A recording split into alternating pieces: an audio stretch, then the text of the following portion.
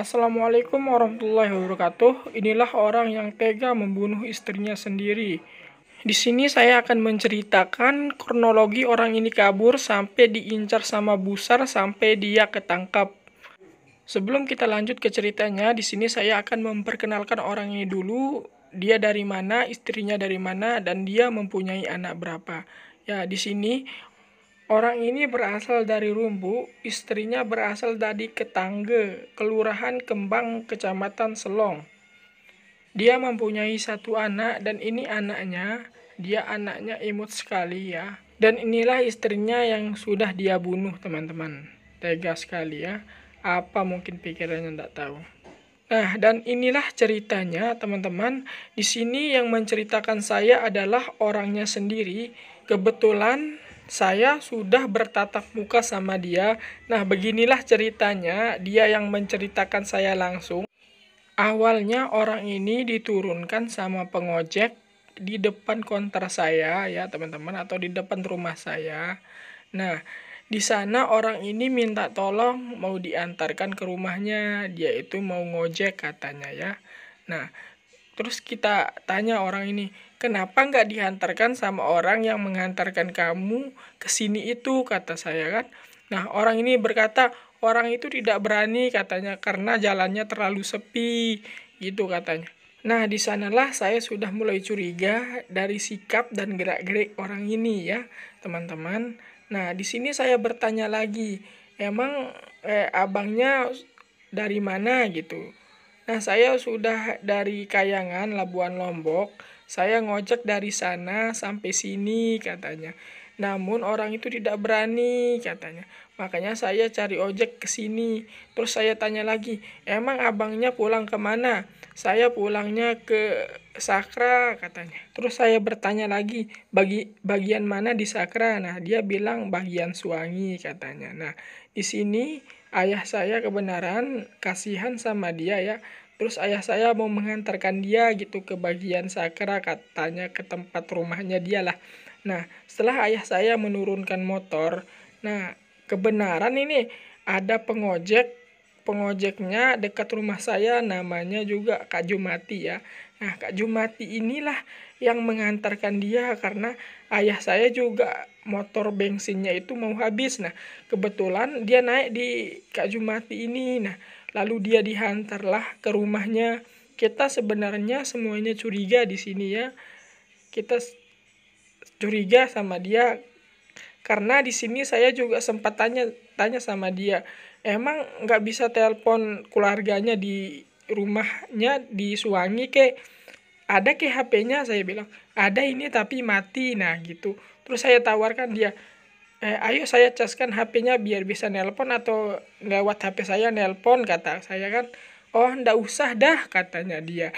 Nah lebih baik saya diantar sama pengojek ini aja dah nih biar lebih cepat katanya kan. Nah lalu dia diantarlah sama pengojek ini. Nah setelah dia diantar, nah lama sekali pengojek ini pulang. Nah kita juga menunggu nih di rumah karena kita juga penasaran bagaimana ceritanya gitu. Nah, lama-kelamaan Kak Jumati ini sampailah rumah ya teman-teman, dan dia duduk juga di depan rumah saya dan dia bercerita begini, gimana Kak Jumati orangnya sih diantar sampai mana? Nah, dia bilang saya antar sampai rumah ibunya, katanya sih di Suwangi katanya. Nah, terus Kak Jumati dikasih berapa? Saya dikasih 17.000, tapi tadi sebelum dia dihantar sama Kak Jumati itu dia sudah janji katanya mau ngasih 30.000, tapi setelah sampai sana dia cuma ngasih 17.000. Yang 17.000 itu aja dia nyari di ibunya gitu katanya Kak Jumati. Nah makanya dari itu mungkin Kak Jumati juga kasihan sama orang ini, makanya dia balik. Terus kata orang itu, nanti dah saya antarkan balik ke rumahnya Kak sisanya ya gitu katanya. Nah terus dia tidak diperhatikan sama Kak Jumati, dia masuklah orang ini ke rumahnya.